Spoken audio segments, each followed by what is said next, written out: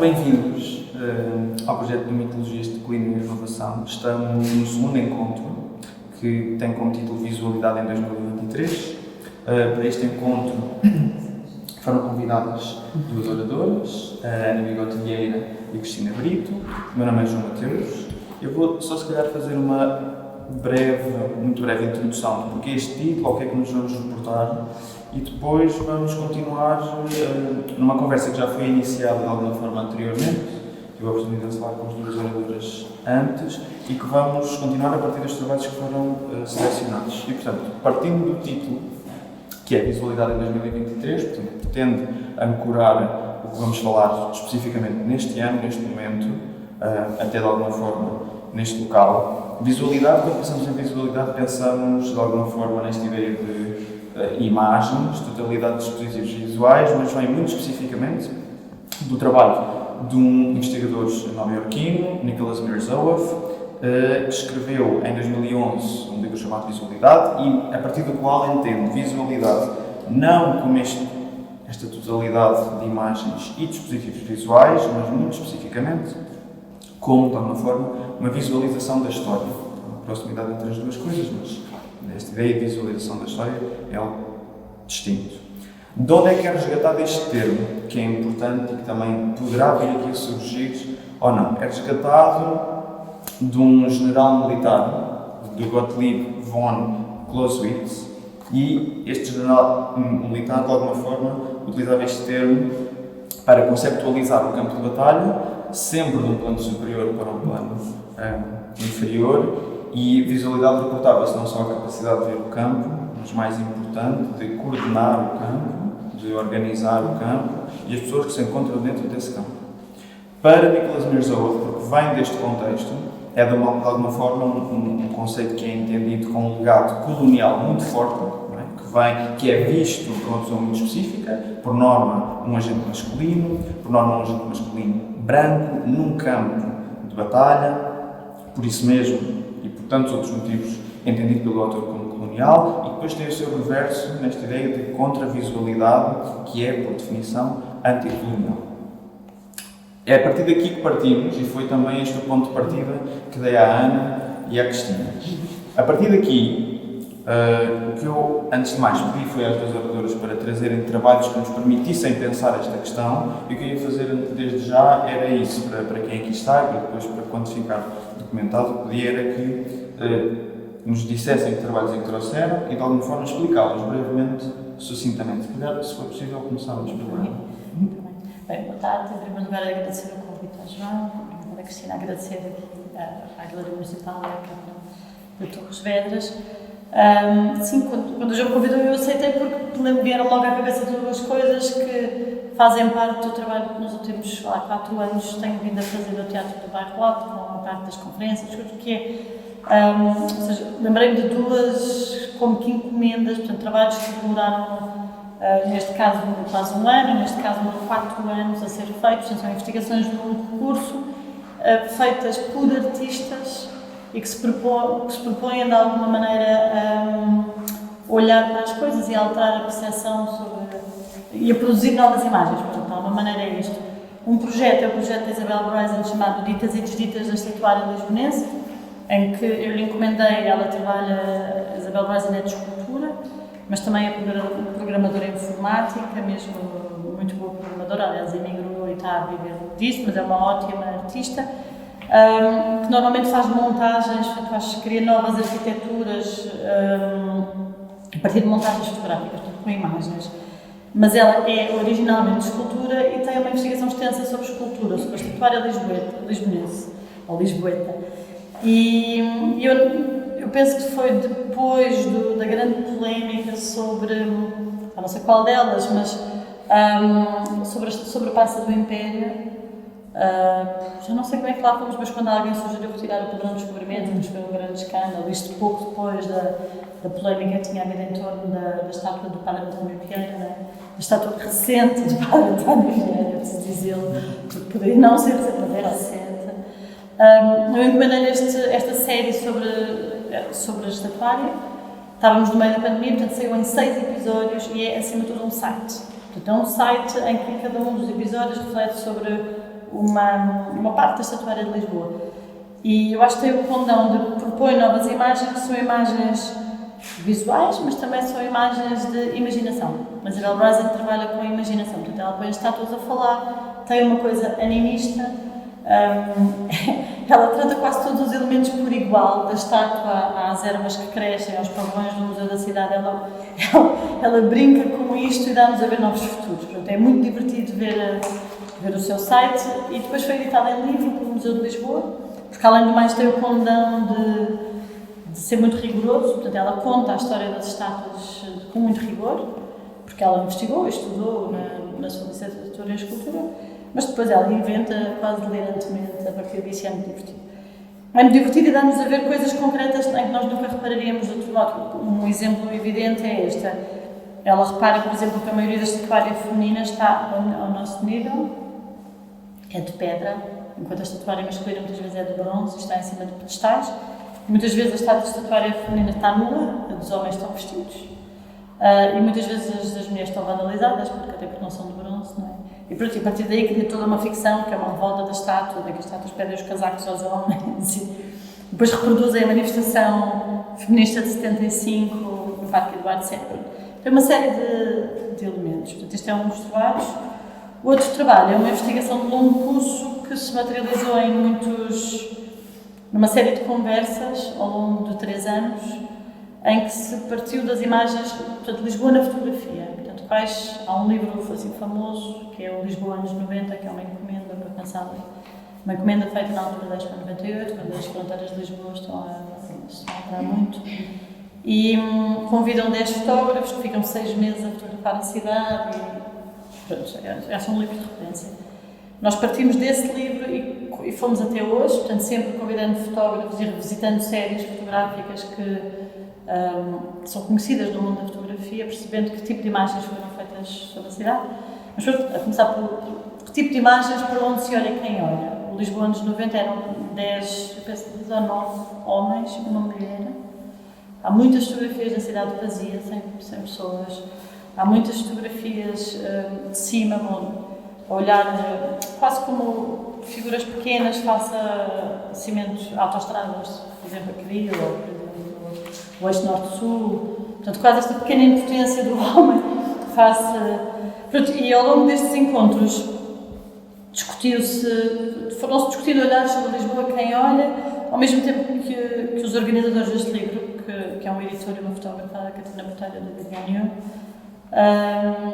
procuraram encontrar novos olhares, ou seja, quem é que hoje anda a olhar para aqui? Encontrar uma série de gente de proveniências muito distintas e com idades muito distintas, e depois conseguiram fazer uma encomenda, conseguiram ter dinheiro para fazer este livro. O resultado foi lançado agora há 2 semanas. E estou muito contente. Eu acho que eles não gostavam que isto tivesse mais 2 ou 3 ensaios, mas eu acho que já é um ótimo começo e o tipo de olhar já trouxe radicalmente face ao Lisboa anos 90. Pronto, é isto. São estes 2 exemplos. Agora, se calhar, a Cristina. Sim, muito bem, boa tarde a todas e a todos. Agradeço muito estar aqui hoje, é um gosto. Eu sou aqui da região oeste e, portanto, é sempre um prazer voltar aqui e falar daquilo que faço e que faço com a equipa que trabalha comigo. Os objetos que eu trouxe hoje são estes 2 que estão aqui. Vou deixar este fica no seu local e pego neste.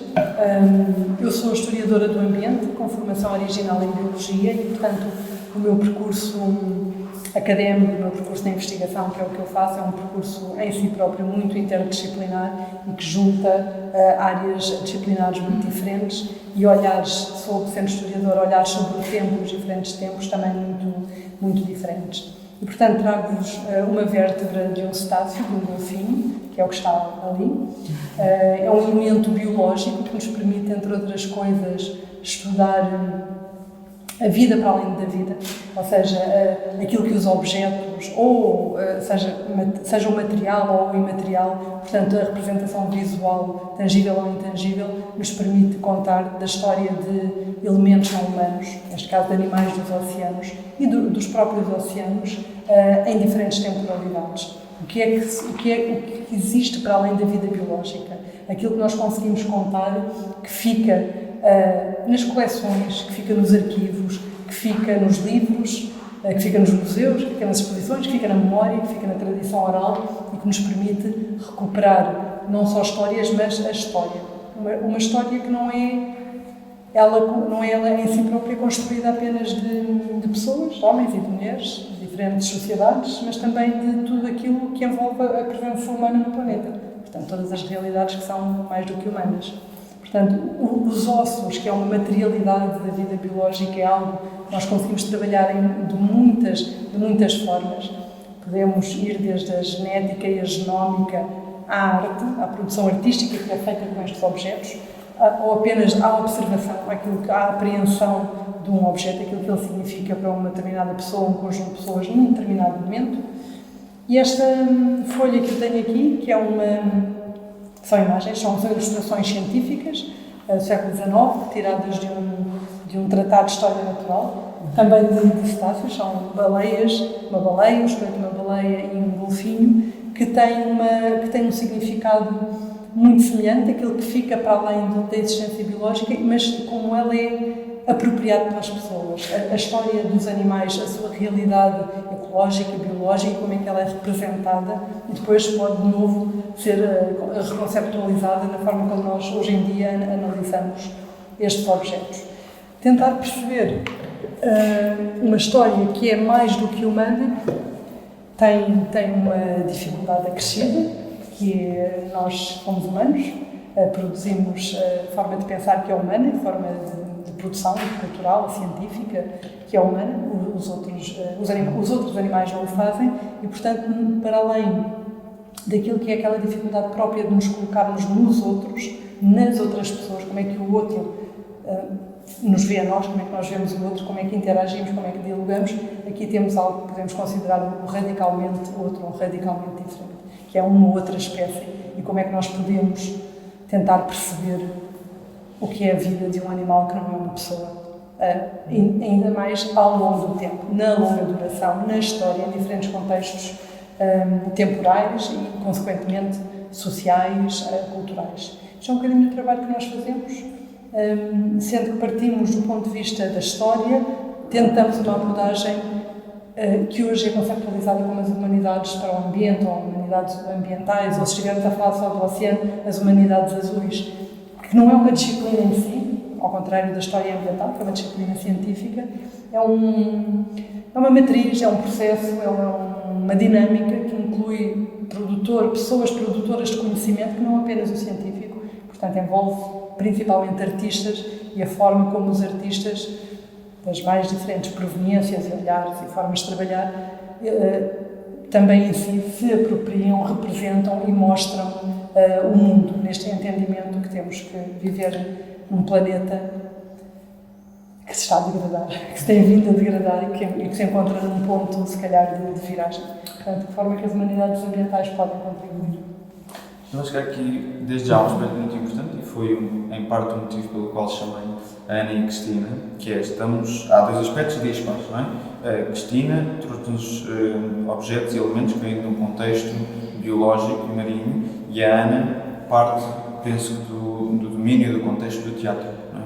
No entanto, há aqui aproximações, parecem, em particular, no modo como o que aqui nos foi trazido hoje me parece ter uma intenção de deixar claro que esta percepção histórica que nós temos e que por norma é entendida como, assim, de forma muito simples e imediata, entendida como singular e unívoca, efetivamente não é singular e unívoca e cada vez mais pretende ser entendida de outro modo. Começando por uma pergunta muito simples, de alguma forma entender porque é que estes objetos são relevantes aqui, porque é que é importante, porque é que devemos, se devemos ou não, mas porque é que se calhar devemos pensar nesta ideia de pluralidade histórica, porque é que é importante considerar esta ideia, porque é que é importante desconstruir ou talvez quebrar essa ideia muito vincada de que há uma percepção histórica unívoca e que se calhar não é unívoca, nem nunca foi unívoca. Posso começar? Não sei, começar pela ideia de que a história não é nem nunca foi exclusivamente humana e que as sociedades não existem fechadas em si, tal como não existem fechadas numa cidade, existem num determinado ambiente, e que ambiente, enquanto espaço circundante, pode ser mais natural, mais naturalizado ou mais humanizado, e que o espaço onde as pessoas se movem, se constroem, onde vivem, não é? onde criam as suas raízes e a sua cultura, depende muito daquilo que é a natureza, o ambiente, todas as realidades plurais à sua volta. E obviamente somos, enquanto espécie, enquanto pessoas, individualmente, mas enquanto espécie, somos dependentes dos recursos do planeta. E isso é muito claro, cada vez é mais claro, e portanto não é possível, na minha perspectiva, contar uma história humana, que é isso que é a história, contar a história humana, excluindo outras dimensões da vida no planeta. E os animais fazem parte da nossa realidade. Se eu percebi, mas a Ana depois nos poderá explicar, aqui partimos de Lisboa, em que é uma Lisboa se calhar muito plana, sem vida, estéril, talvez a anterior, para chegar se calhar a uma Lisboa mais humanizada. E se calhar até temos outras realidades que depois podem ser percepcionadas a partir daí. Sim, eu penso, quer dizer, não quero fazer crítica ao Lisboa nos 90 porque é um livro super interessante, tem fotografias muito bonitas e acho que o tipo de pensamento sobre o que se dá a ver, quem vê, etc.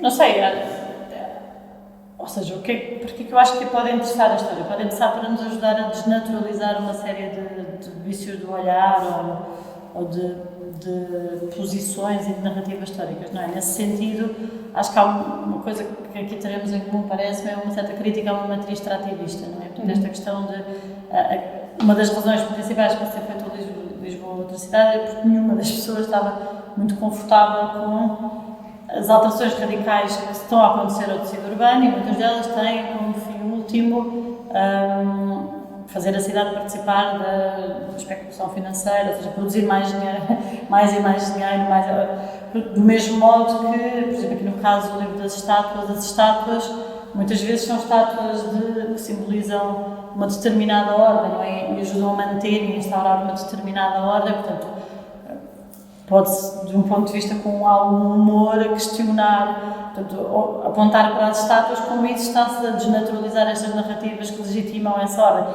E essa ordem ou seja, este extrativismo não é um extrativismo, é um tempo só sobre as pessoas, sobre os recursos e sobre os animais. Ou seja, há toda uma matriz, mesmo o momento em que a história se constitui mais como disciplina é também um momento de grande avanço dos nacionalismos e de avanço do colonialismo efetivo, não é? Portanto, de certo modo, as próprias narrativas da história ajudam a legitimar, e muitas delas são construídas justamente neste momento de olhar, de construir, de conhecer para dominar, não é? E eu acho que aqui há uma deslocação do olhar para tentar não ser só conhecer para dominar, ser reparar para coexistir, qualquer coisa do género, não é? Sim, a utilização dos animais pelas pessoas ao longo da história, sempre até agora, é sempre extrativista, é de apropriação, é de retirada do espaço natural para um fim último. Pode ser a produção de riqueza, pode ser, enfim, o alimento, em última análise, quando passa para um nível de produção excedente, deixa de ser só para alimentar, passa a ser para a produção de riqueza, pode ser um exercício de poder, um exercício de luxo ou um exercício de domínio. Os animais marinhos são particularmente relevantes para nós estudarmos esta ideia, porque, por princípio, não têm barreiras, não têm fronteiras, não têm limites, deslocam-se.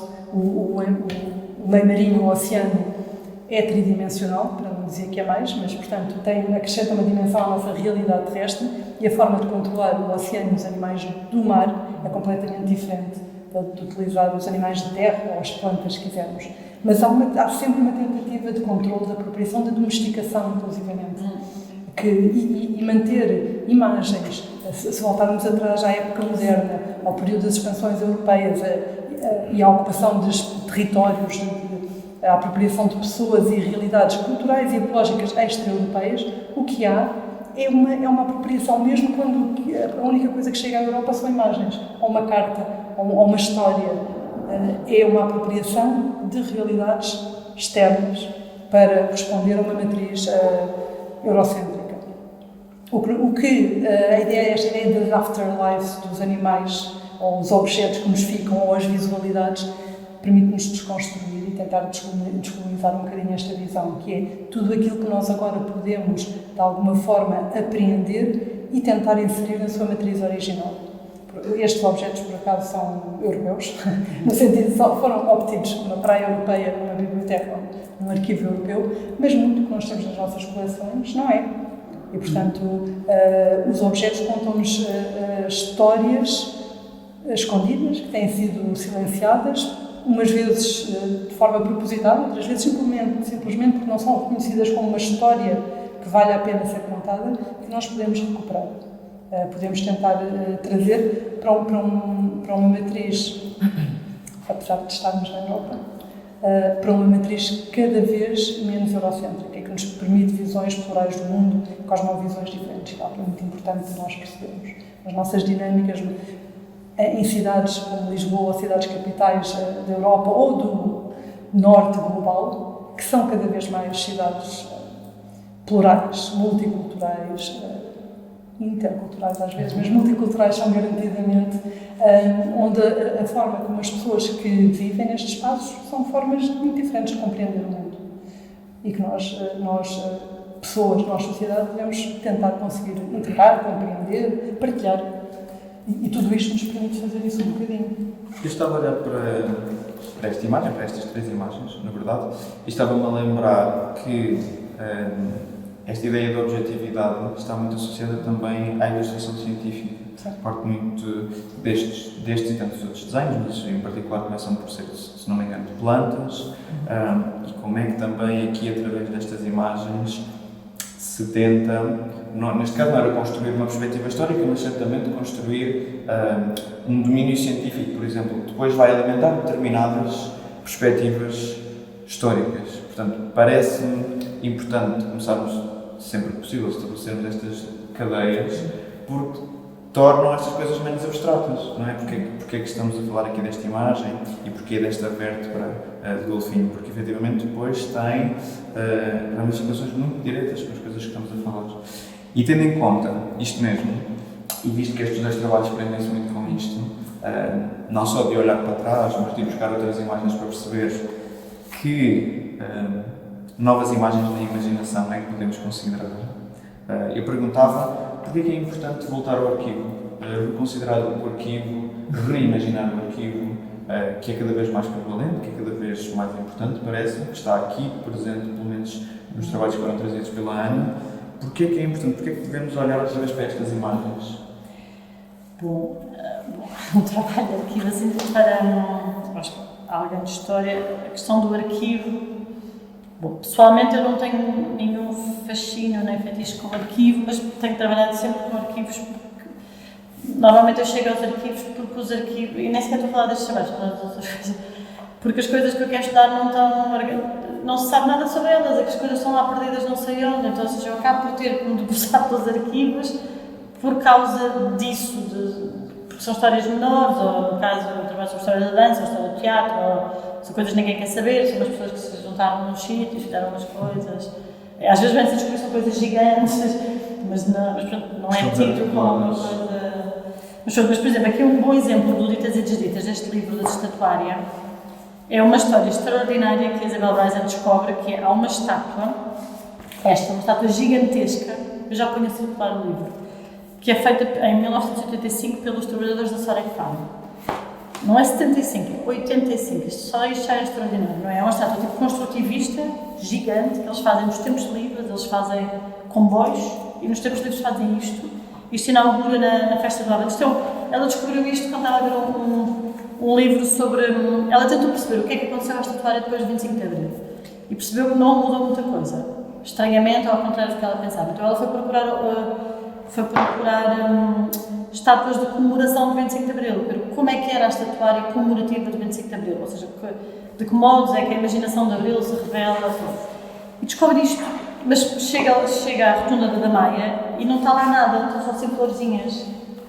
Portanto, ela veio descobrir que isto foi totalmente desmantelado, não sabe onde é que está, mas depois a história isto é um ótimo exemplo, a meu ver, para a questão do arquivo. Depois ela anda a fazer entrevistas de história oral às pessoas à roda, descobre que foi feito pelos tais trabalhadores nos tempos livres, descobre que os trabalhadores fazem isto com base nos esquiços, nos desenhos de um arquiteto, um suposto arquiteto, que ela não sabe quem é, mas depois vem a descobrir quem é, que também é muito interessante. E é isso, que isto é retirado porque é considerado como não tendo valor, porque é feito pelos trabalhadores, não é feito por um artista. Ou seja, se fosse uma obra de arte, não se podia retirar, não é? Porque era caro, porque tinha valor, não sei o quê. E ao mesmo tempo descobre que estes trabalhadores fizeram os parques infantis todos da Falagueira e da Reboleira e que fizeram um outro monumento, que também foi retirado de sítio, que é um monumento aos bombeiros. E depois foi lá posto outro. Bem, esta história é muito divertida de ler, porque é quase uma troca dos objetos em casa. Tira-se este, pensa aquilo, não sei o quê. Mas ela depois vem a descobrir que encontra esta estátua, que está ali ao pé de Alcochete, à entrada da ponte de Vasta Gama. E isto é do Jorge Vieira. E vem a descobrir que o arquiteto dos tais esquiços deste é o Jorge Vieira, ou seja, isto, se fosse considerado como tendo autoria, nunca poderia ter sido retirado. Então, há aqui um conjunto de coisas, mas ao mesmo tempo perceber que é possível a um grupo de trabalhadores, em 85, fixar o espaço público de todos os parques infantis, que assim nada estão hoje, pôr estátuas do espaço público, ou seja, há aqui um conjunto de... Ou seja, isto dá-nos a ver sobre o que era o país e o que era o planeamento urbano destes tempos e o que era possível fazer com a ação coletiva. Ou seja, o acesso ao arquivo permite-nos perceber um mundo que nós nem sabemos que existia. E isto, quando se trata do passado recente português, que durante bastante tempo até nem foi bem estudado, porque, por exemplo, com o salazarismo não se estudou muito bem, o liberalismo não se estudou a Primeira República, não? Portanto, há aqui um conjunto de coisas mal contadas, coisas por estudar, etc. Penso que acaba por ser tanto mais urgente. No caso português é particularmente relevante a própria relação toda com o colonialismo e como a própria história de Portugal é contada sem se contar quase da mitologia do António Ferro. Não, é mais o país, a aldeia e as colónias estão lá, mas não estão tão representadas como seria de supor que estivesse. Ou seja, há um conjunto de facto de omissos que eu acho que fazem tanto mais urgente este recurso a uma investigação de arquivo. Acho que é isso, não sei se... Até porque depois muitas das vezes, neste caso não impossibilitam porque estão a ser reorganizadas e recapturadas de novo. Mas caso ficassem esquecidas, de alguma forma impossibilitavam uma quantidade de coisas.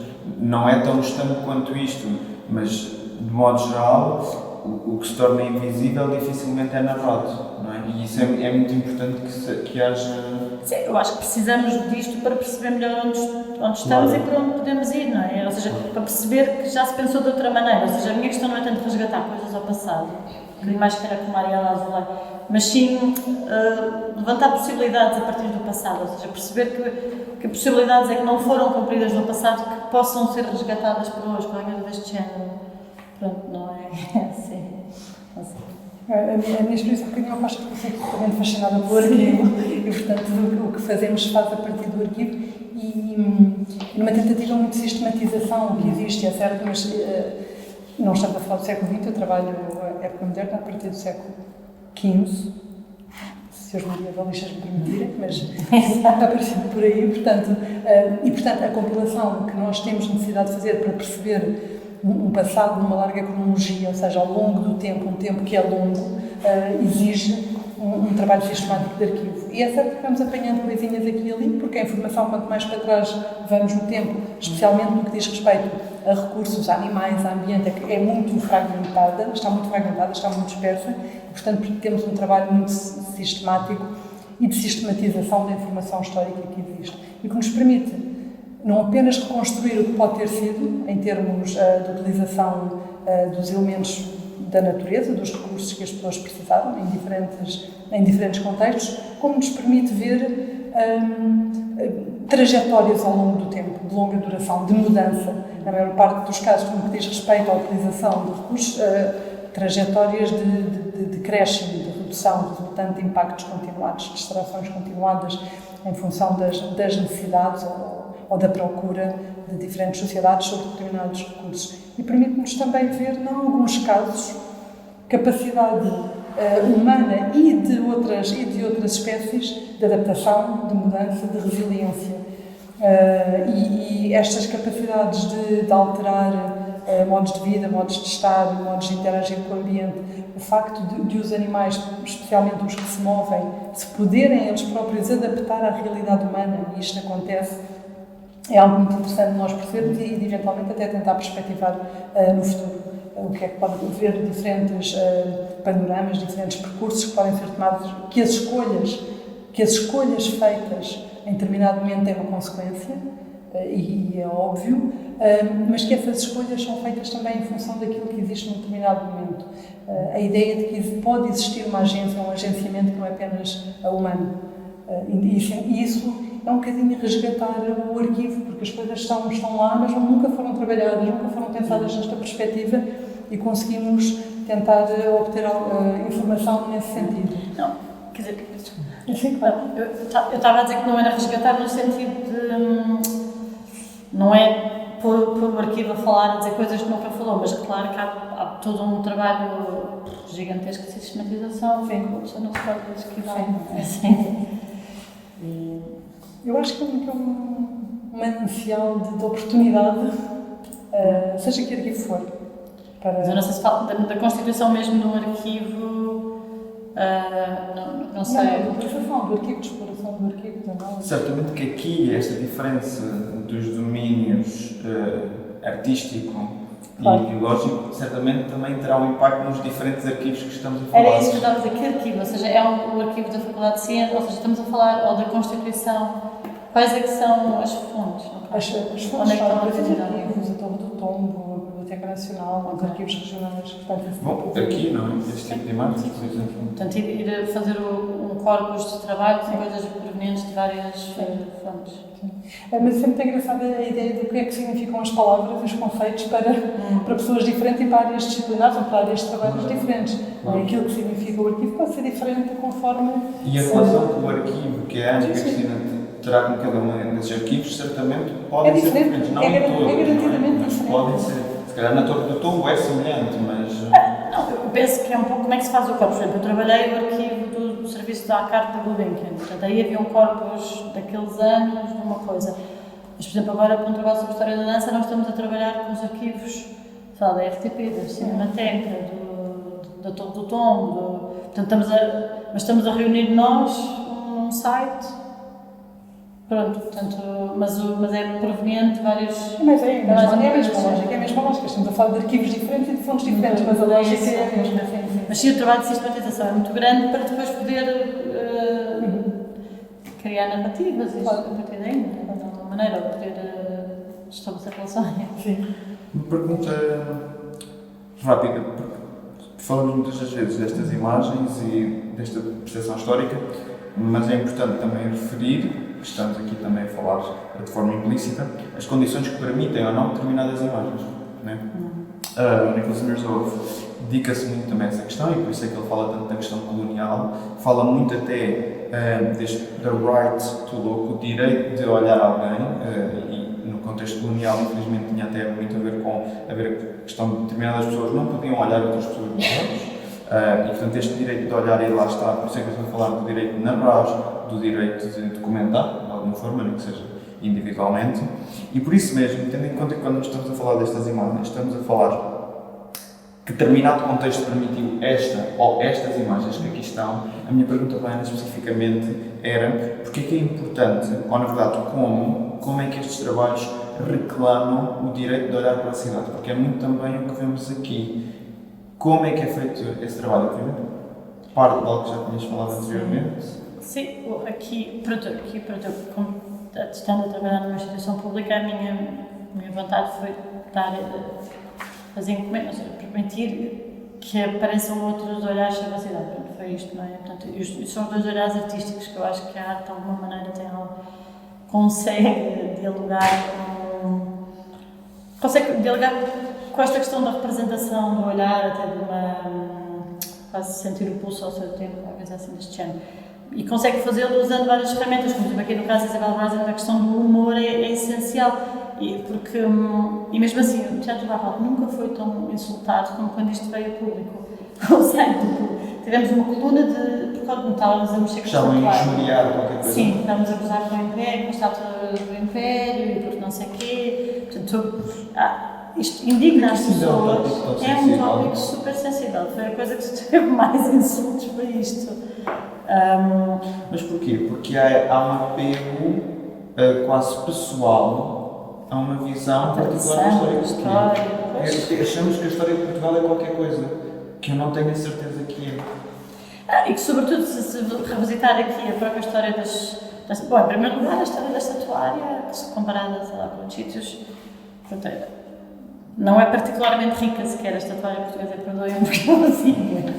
Portanto, nesse sentido, o Paulo da Almeida, etc., pronto, é muito interessante, mas, sei lá, Tem os seus limites. tem os seus limites. Depois, por outro lado, isso permite redescobrir estas histórias. Depois, há esta, eu acho que ela quando fala, eu já conheço circular mesmo isto, quando ela fala a partir das estátuas, ela está a trazer o inanimado a falar. Então temos os pombos, temos a chuva, temos as plantas, a energia, temos tudo isto que no fundo é a vida da cidade contada pelos seus prédios, que é logo outra dimensão, não é? E eu acho que, mas pronto, aqui uma das coisas centrais eu acho que é mesmo o humor, porque estava toda a gente tão zangada com a questão das estátuas e não sei o quê, que eu acho que começar. E depois a outra coisa que eu gosto muito neste projeto é o facto de, em vez de pegar só na estatuária na Praça do Império, ela faz isso a todas as estátuas. Portanto, vamos começar por ver a história das estátuas todas, por ver este jogo de bibelôs. Então isso permite-nos, é quase tipo acupuntura, começamos por todo o lado e quando chegamos à Praça do Império já não dói tanto. Assim, e eu acho que é muito inteligente toda a abordagem dela. E pronto. Ao mesmo tempo que usa a imaginação, que é a coisa melhor. Pronto, e para começar também, nem sequer traz só a questão do colonial, por exemplo, esta questão das mulheres na estatuária, não é? Como vemos as mulheres nuas hoje, é ainda maior, ainda se sobrepõe à questão do colonial, então e pronto, nesse sentido. Aqui neste livro, eu acho que há uma alteração dos planos do olhar. Há fotos muito próximas, há fotos de pessoas, há fotos de, sei lá, há uma série que é Lisboa vista por adolescentes, desde logo é uma vivência da cidade, há outra série que são só os espaços verdes da cidade, e são estes espaços onde as pessoas tentam ir ter uns minutos de paz. Há outra série que no fundo aumenta, ou seja, trata da grande Lisboa, e vai ali à Reboleira, Cova da Moura. E é uma série lindíssima porque é uma série muito vitalista, são as pessoas na rua a viver, etc. É muito bonita esta série. A história deste fotógrafo é impressionante porque chama-se Hugo Barros, é um ótimo fotógrafo, é muito jovem, ele é selecionado para o prémio de Vila Franca de Xira, que é um dos prémios de fotografia importantes, mas depois ele não imprimiu, ele tinha de imprimir as fotos e não imprimiu. E eu acho que é gravíssimo eles obrigarem a imprimir as fotos, ou seja, ele é desqualificado e não fala. E depois foi resgatado por este livro e deu uma das melhores séries. Ele é mesmo muito jovem comparado com os outros. Há dois muito jovens. E depois também há uma série que percorre Almirante Reis e mostra assim a Almirante Reis como é um sítio para onde passa muita gente. Desculpe interromper, há uma coisa que me parece importante e que tu referiste antes. Portanto, antes de mais, diferente de uma documentação que foi feita da cidade de Lisboa nos anos 90, é outra perspectiva sobre a cidade, de outros olhos, sem dúvida alguma, mas que já não está associada a esta ideia de conhecer para dominar, parece-me. É outro tipo de mapeamento e é um mapa que já não pretende capturar a cidade da mesma forma. Eu acho que a anterior também não. Eu acho que a anterior, mas de alguma maneira acaba por retratar o crescimento da cidade. O que eu noto na anterior é que há muita fotografia da cidade, menos com as pessoas e mais quase somos pequenos face ao cimento. E aqui eu acho que isto já não está tão presente, mas o livro no Lisboa nos 90 é um grande livro, assim. Mas acho que esta reflexão só podemos fazer lá posterior, e se calhar daqui a 10 anos alguém vai fazer uma crítica a este livro da mesma maneira.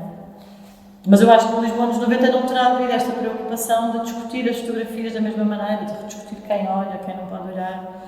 Esta série, por exemplo, é de um grande humor, porque isto são tipo postais, mas disfuncionais. Sim. Eu ponho um livro aqui a circular.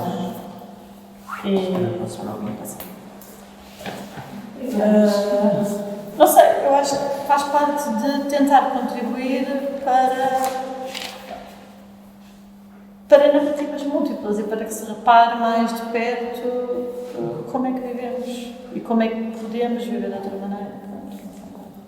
Eu achei curioso, porque, entretanto, estamos a falar de visibilidade histórica, estamos a falar de narrativas históricas, mas, entretanto, estamos a falar de estátuas, estamos a falar de pombos, estamos a falar de chuva, e isso parece-me fundamental para descentralizar, aquilo que estava a falar um bocadinho com a Cristina, deste modo muito imediato, mas que se calhar é um bocadinho ilusório, de olhar para esta perspectiva ou visualidade histórica.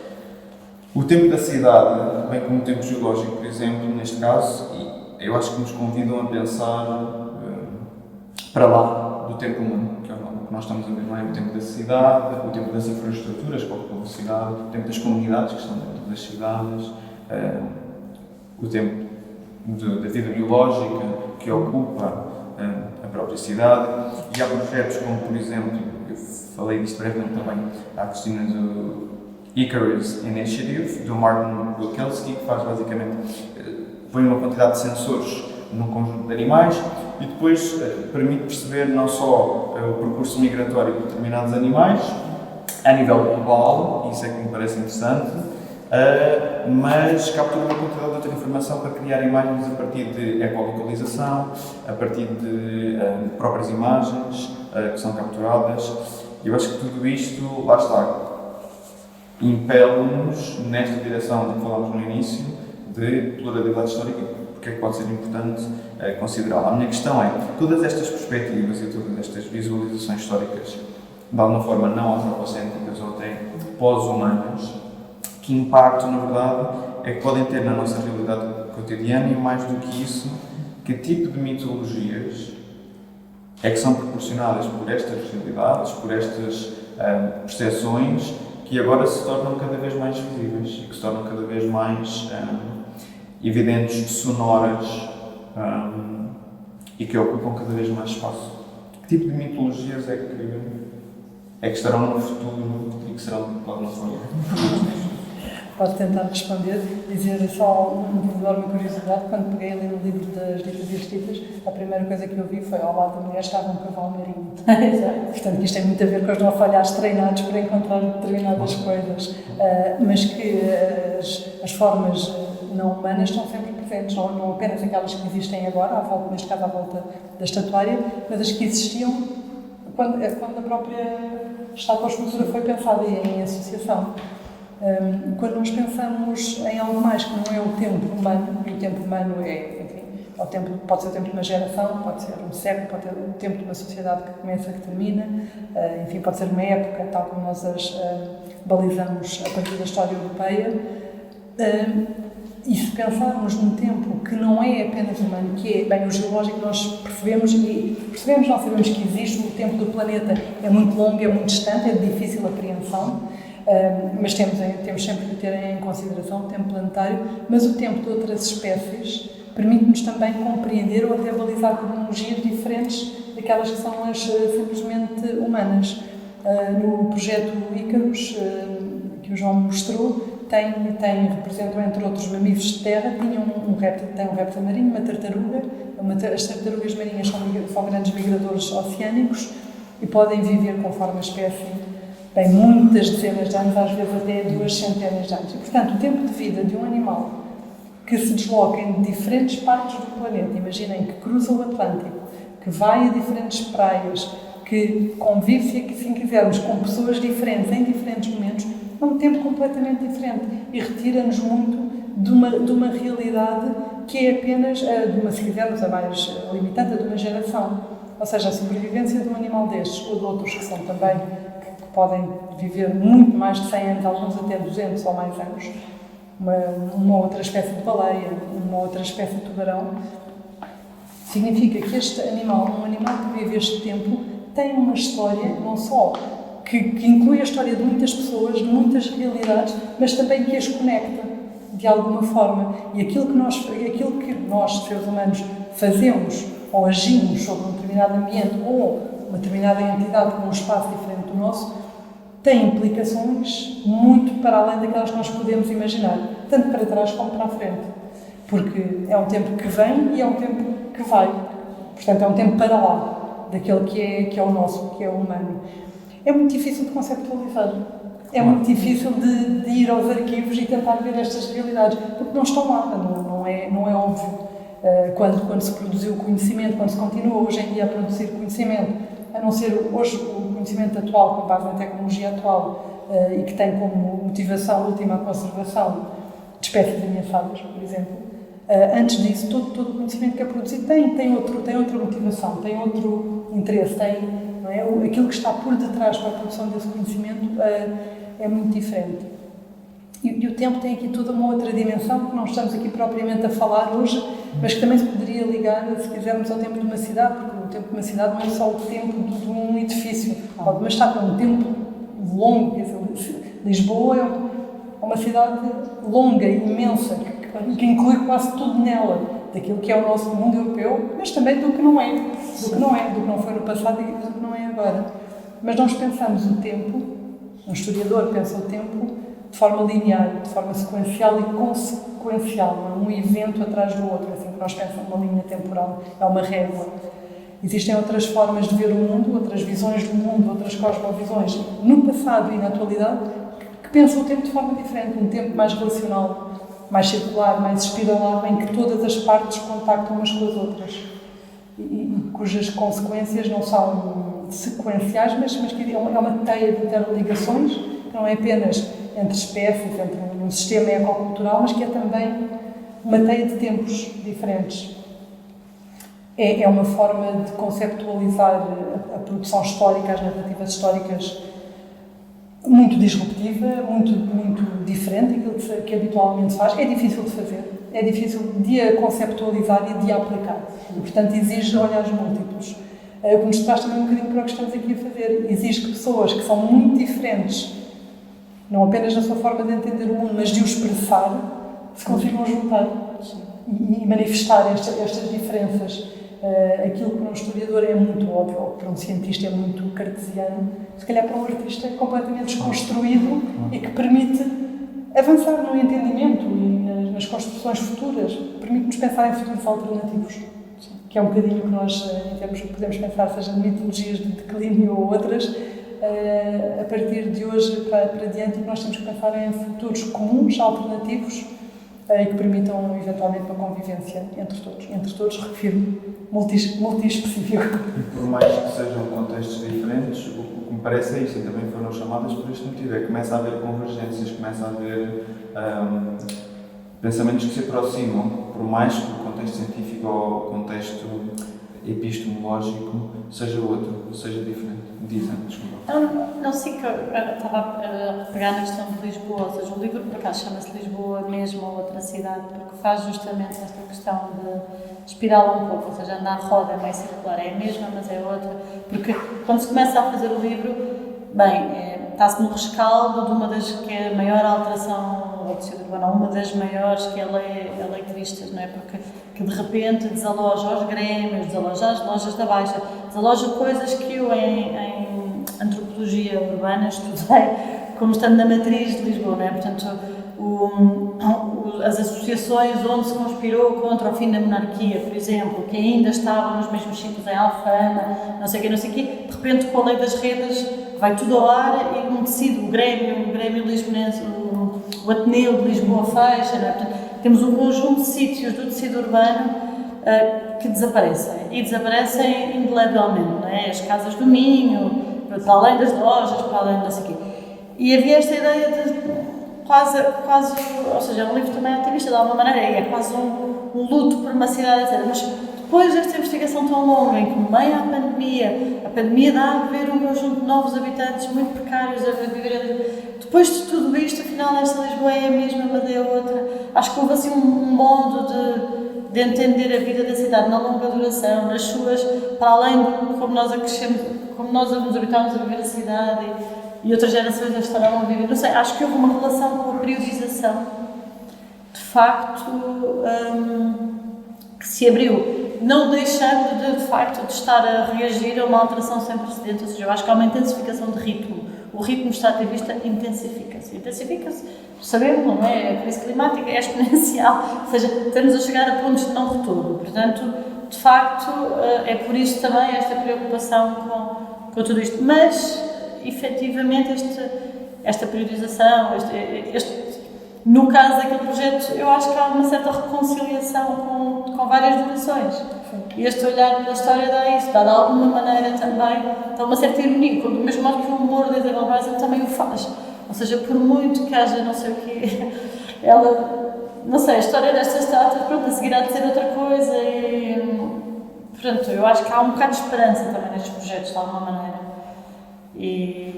Mas concordo absolutamente com o que a Cristina estava a dizer. Sim, podemos voltar até ao que eu disse no início, que é os tempos depois do tempo, porque as estátuas também permitem isso, porque as estátuas tiveram uma vida própria e agora têm toda uma outra vida, uma outra história que se pode contar. A partir do momento que ela, digo eu, a partir do momento que ela sai, sim, ela foi pensada, já é uma outra vida, já é um outro tempo. Sim, Quando se ela for vandalizada ou destruída, já é um outro sim. Ou quando a cidade muda a roda dela, ou, não é? Sim. De facto, a estátua está ali, mas o tempo vai mudando, ela vai mudando, etc, etc. A própria relação com aqueles ícones, ou seja, Dom Pedro IV, hoje em dia, quem é que sabe bem quem é o Dom Pedro IV ou não sabe, ou o que é que aquilo diz? Ou seja, os tempos da cidade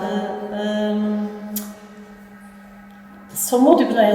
Uma pessoa ao andar pela cidade está-se constantemente a confrontar com as placas das ruas, com um conjunto de temporalidades e de formas de entender o tempo, os seus heróis, os seus protagonistas e de entender quem dita o que é passível de ser escrito e não é passível de ser escrito. Pronto, estamos cotidianamente a deparar com isto e começar por olhar para isso, olhar para a ordem que está inscrita nestas inscrições dadas como naturalizadas, não é? Acho que já é um início de começar a rebater toda uma lógica de poder inscrita nos próprios locais, de alguma maneira. Quando falamos nestas questões, eu vou terminar com esta pergunta. Quando falamos de história e de narrativas históricas, há frequentemente esta reação, falávamos há bocadinho, não é? Que também houve aquela reação negativa perante as estátuas, de parece que se está a tentar mexer numa coisa, não é? Estragar uma coisa que já estava resolvido, de alguma forma. Há uma história, há um conjunto de livros sobre história, não é? Que já está na mente de muitos organizado. E se nós estamos aqui a falar de pluralidade, isto pode gerar muitas dúvidas, que eu acho que são legítimas. Não é? Então, afinal, onde é que nos sustentamos? Onde é que tudo isto assenta? A minha pergunta é para um conjunto de pessoas que eu acho que têm interesse em conceber esta ideia de pluralidade histórica, pelo menos de várias facetas de um momento histórico. Se nós admitirmos que há efetivamente pluralidade histórica, e se um determinado momento histórico está associado ao que é verdade, como é que várias verdades coexistem nesta pluralidade? Se há vários momentos históricos e se o que é histórico foi o que aconteceu, e o que aconteceu então é verídico e é verdade e é legítimo, como é que todas estas coisas coexistem? Porque é uma dúvida que pode ser levantada e eu acho que tem de ser endereçada. Pode haver esta dúvida, não é? Estamos aqui a dizer que há várias formas de olhar para as coisas, há várias narrativas, há várias perspectivas. Como é que tudo isto coexiste sem cair num caos total, em qualquer coisa em que esta ordem cronológica se perde completamente e caímos numa subjetividade total? Acho que a minha última pergunta é esta: como é que se concilia?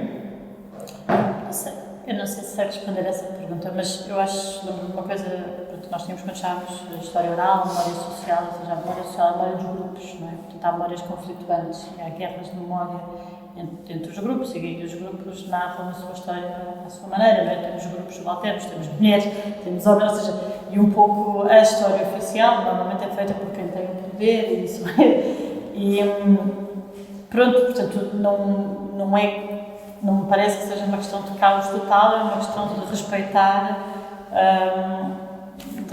estas várias memórias e de as escutar e de conseguir compreender no que existe estas narrativas por vezes conflituantes E eu penso, pronto, a mim interessa-me particularmente,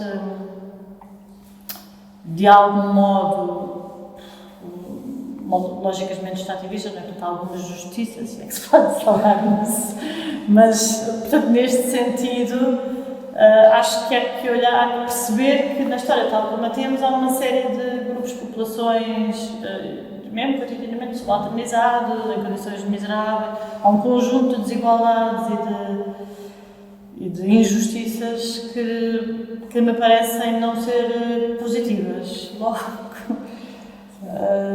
eu também tenho dificuldade, a história não é subjetiva, não é caótica, um facto é um facto. Agora, o que esse facto ou um acontecimento significa e como ele pode ser problematizado ou contextualizado ou visto, varia bastante. Varia bastante porque varia de quem o vê, de quem o problematiza. Eu vê-lo e por muito que eu esforço-me muito porque eu trabalho com textos que não são europeus e, portanto, esforço-me por ter um olhar que não é apenas eurocêntrico, portanto, por me abstrair do facto de ser mulher, de classe média, branca, nascida e criada em Lisboa, mas não consigo retirar da totalidade de quem eu sou. E, portanto, o meu olhar, por muito aberto, flexível que seja, não me retira de quem eu sou. E isto é muito importante. E quando for outra pessoa a tentar olhar para o mesmo evento histórico, que é facto, que aconteceu, mas numa outra perspectiva, pode ser com as mesmas características que as minhas, mas com outra perspectiva. A da Ana será diferente da minha, porque a motivação é outra, o interesse é outro, o olhar é outro. Mas se for outra pessoa de outra parte do mundo a olhar para o mesmo evento e a tentar percebê-lo, tem se calhar uma outra verdade.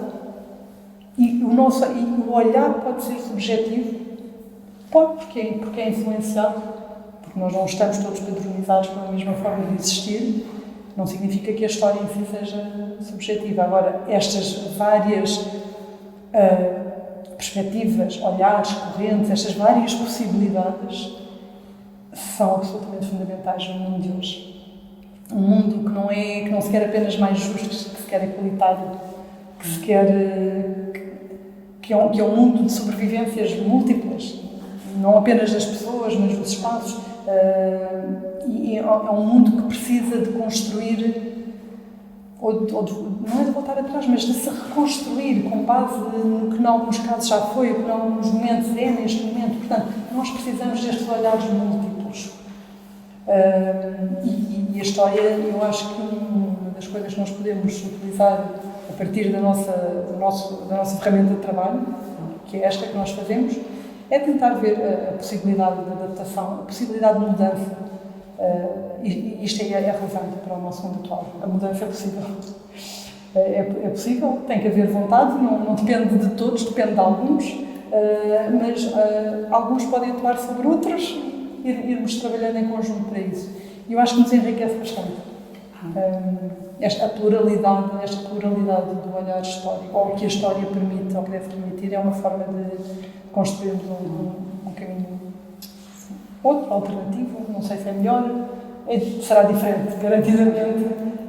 Sim, só não sei se quando não depende de todos, depende de alguns, quer dizer, no limite depende de cada um. É só isso, assim. Mas sim, acho que nós não temos todos capacidade de decisão e de influência, mas temos todos voz, deveríamos ter. E os que não têm, devem-lhes ser dado espaço para ter. Sim, não sei, acho que são questões também muito grandes, mas não acho que seja um caos, não é? Acho que parte do problema é, ou seja, as coisas complexas mas não são tão confusas, não é? E às vezes pôr a coisa, essa ideia confusionista de é tudo confuso e tudo. Para a teoria da conspiração eu acho que não ajuda. Acho que ajuda a ver que é complexo. De alguma forma para perceber também como é que podemos responder quando esta perspectiva nos chega.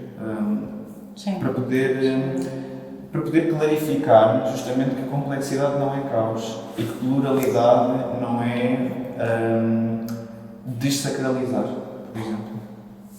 Bom, eu agradeço muito à Cristina e à Ana. Eu gostava só de sintetizar duas ideias que me parecem muito importantes. A Ana falou aqui, certamente, nos vícios do olhar. Muito deste encontro foi, de alguma forma, contrariar isso, ou reconsiderar por onde é que o nosso olhar vai. Nós, às vezes, não temos uma imediata percepção disto e é importante estarmos conscientes.